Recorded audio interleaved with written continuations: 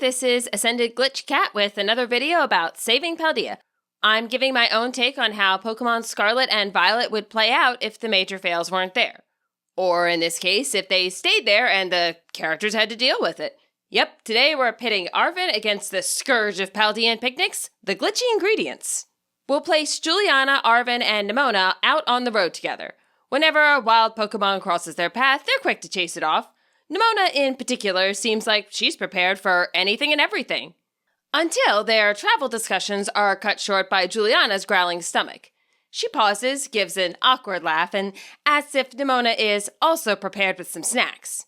Nimona rubs the back of her head and says she might have some chips in her bag, only she doesn't remember when she put them in, and they might be more like chip dust by now. Arven stops walking and surveys their surroundings. While the weather isn't awful, a few flurries swirl around and several Berg might eye the trio from their perches on the mountain. Or are they part of the mountain? Arven shivers. If they're going to continue the hike, empty stomachs won't do. He points to a small clearing nearby. You guys, want to stop for a picnic or something? To this, Juliana and Nimona both look at him with sad, pleading expressions. Yes, please. It's impressive how quickly one gets used to preparing food in the middle of nowhere. Within minutes, Arven has all his supplies laid out on a, conveniently, table-shaped rock. He rolls his sleeves up and grabs a bread roll and knife while Juliana looks over his shoulder. Can I mix the wasabi and peanut butter? She says.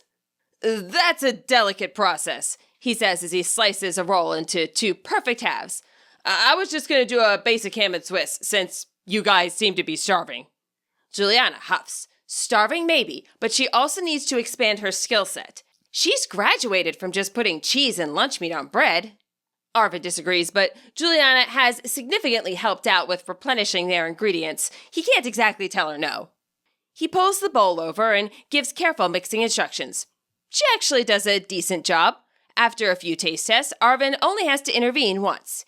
He insists on spreading the mixture onto the bread, but at his suggestion, Juliana adds banana slices and strawberries, while Nimona jumps in and sets the table.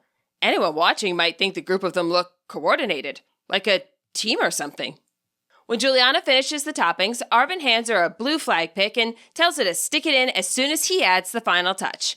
Juliana nods with the full seriousness that completing a sandwich deserves.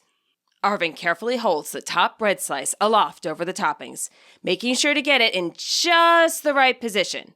Unlike with a sandwich made of just cheese and cold cuts, the condiments will stick to the bread as soon as he drops it.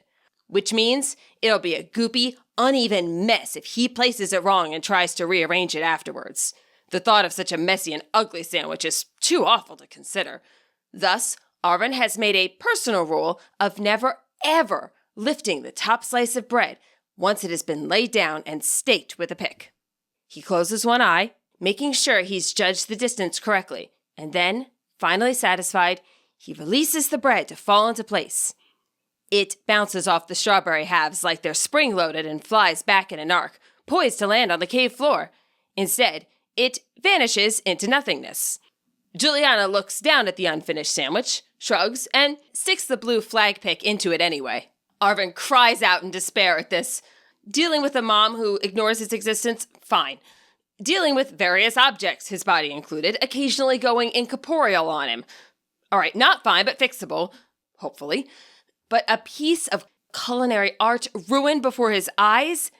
There is truly no justice in the universe. Juliana apologizes and asks if he wants her to take the pick back out. As if the little blue flag in the sandwich is the major problem here. Arven shakes his head. Do you want me to slice another roll? Nimona offers. To this, Arven groans. Then we're perpetually stuck with half a roll. Do you enjoy chaos in your meal preparation? Nimona gives a thoughtful pause before answering. Well, I don't like letting food go to waste, that's for sure.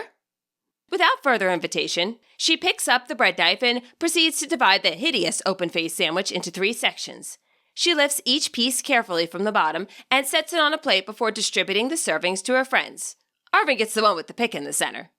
Cheers, Nimona says, and lifts the plate in the air.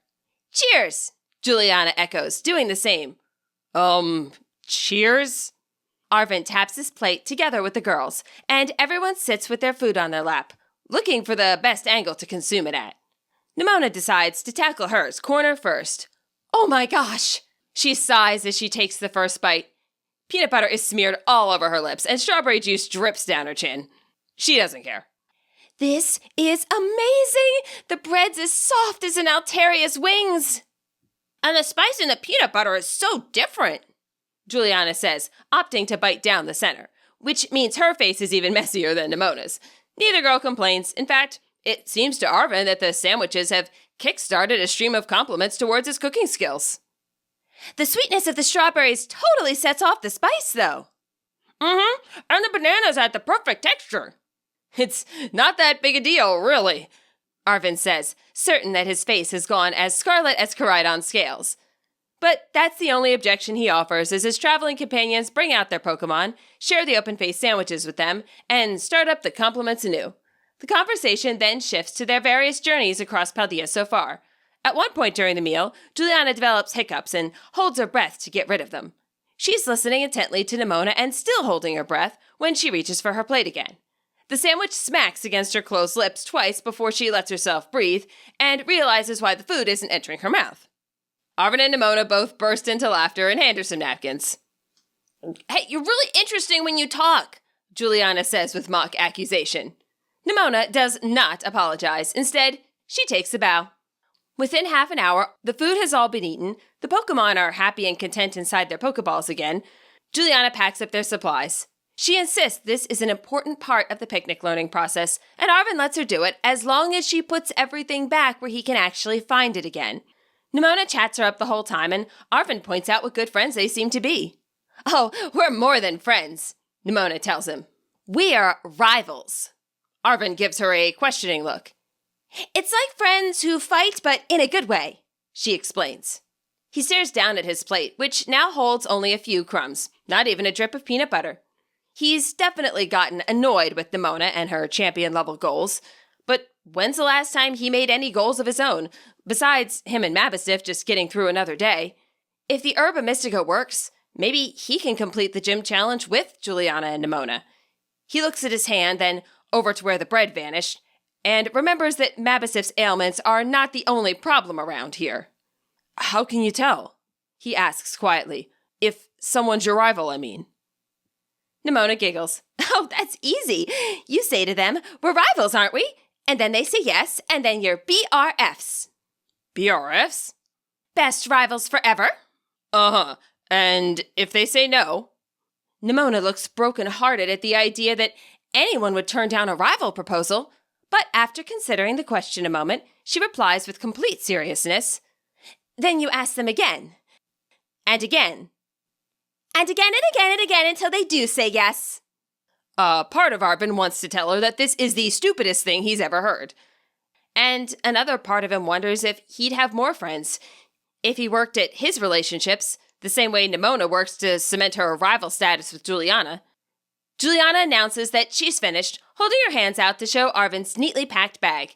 She even put the measuring cup back in its proper place on the side. Arven nods with approval. Okay then, let's go. Hold on, Nimona says, standing and holding up her phone.